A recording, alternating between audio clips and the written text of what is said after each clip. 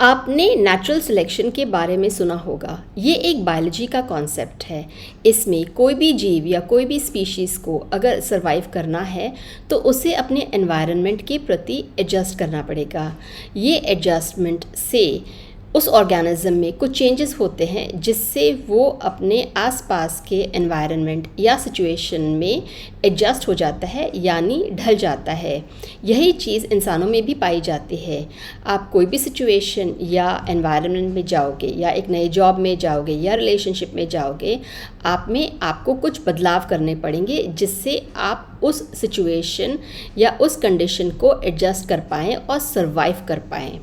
यही चीज़ वायरसेस में भी पाई जाती है, जिसमें एक वायरस अपने आप को बदलता है, मॉडिफाई करता है, जिससे वो एक होस्ट या वो इंसान हो या जानवर उसमें एडजस्ट कर पाए और अपनी स्पीशीज़ को आगे बढ़ा पाए। Hello and welcome, I am doctor Shabana और आज के इस एपिसोड में हम जो कोविड-19 का फ्लर्ट वेरिएंट है उसके बारे में जानेंगे। क्वेश्चन 1, फ्लर्ट का full form fast transmission, low immunity and resistance to antibody neutralisation है, यानी ऐसा वायरस जो एक पर्सन से दूसरे पर्सन से में आसानी से ट्रांसमिट हो सके और जो होस्ट की डिफेंस मैकेनिज्म है उससे बच के होस्ट को इन्फेक्ट कर सके। क्वेश्चन नंबर 2, ये फ्लर्ट वेरिएंट्स में फ़ास्ट ट्रांसमिशन क्यों होता है, यानी एक पर्सन से दूसरे पर्सन में स्प्रेड इतनी आसानी से क्यों होता है।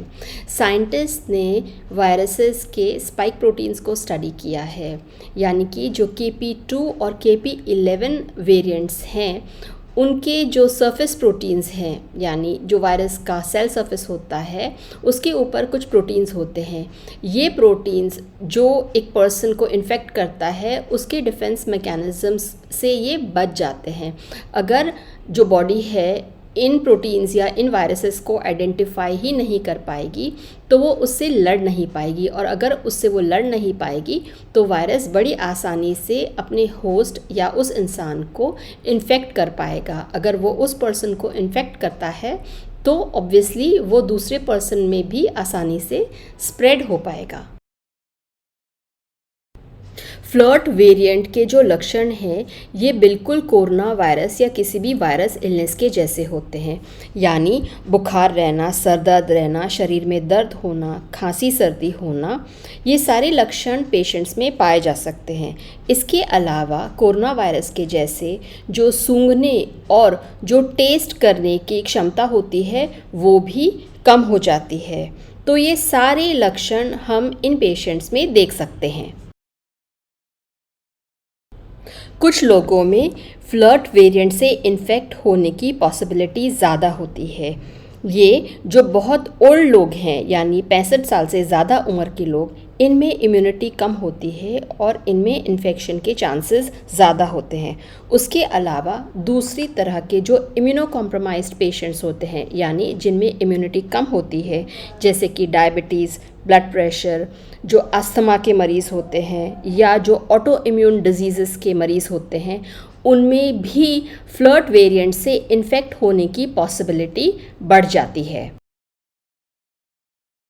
फ्लर्ट वेरिएंट का ट्रांसमिशन कम करने के लिए हम कुछ मेजर्स ले सकते हैं। यही मेजर्स हम कोई भी वायरस डिजीज़ या कोरोना वेरिएंट के लिए ले सकते हैं। इसका मतलब मास्क पहनना, सोशल डिस्टेंसिंग मेंटेन करना, अपने हाथों को रेगुलरली धोना और अपना इम्यूनाइजेशन यानी वैक्सीनेशन अप टू डेट रखना, ये सारी चीज़ों से हम वायरस का ट्रांसमिशन घटा सकते हैं। तो क्या हमें फ्लर्ट वेरिएंट से डरने की कोई ज़रूरत है? क्योंकि इसके बारे में हम न्यूज़ और मीडिया चैनल्स पे पढ़ते रहते हैं, देखते रहते हैं और हमें डर लगता है। साइंटिस्ट और डॉक्टर्स अक्रॉस द वर्ल्ड का ये मानना है कि high transmission does not mean more severity और डेथ ऑफ अ पेशेंट, यानी कि अगर एक वायरल डिजीज़ एक पर्सन से दूसरे पर्सन में बहुत आसानी से ट्रांसमिट होती है, स्प्रेड होती है, इसका मतलब ये नहीं कि जो दूसरे लोगों में इन्फेक्शंस होगा वो सिवियर होगा या उससे इन्फेक्टेड लोगों की मौत होगी। हाँ, हम ये कर सकते हैं कि social distancing, masking, hand hygiene etcetera वो अगर हम मेंटेन करें तो ऑब्वियसली हम डिसीज़ को फैलने से बचा सकते हैं और हम इन्फेक्शंस को कम कर सकते हैं। तो उम्मीद है आज के इस एपिसोड में आपने फ्लर्ट वेरिएंट के बारे में जानकारी ली। अगर आज का एपिसोड आपको पसंद आया है तो लाइक, सब्सक्राइब एंड शेयर करें and thank you so much for watching.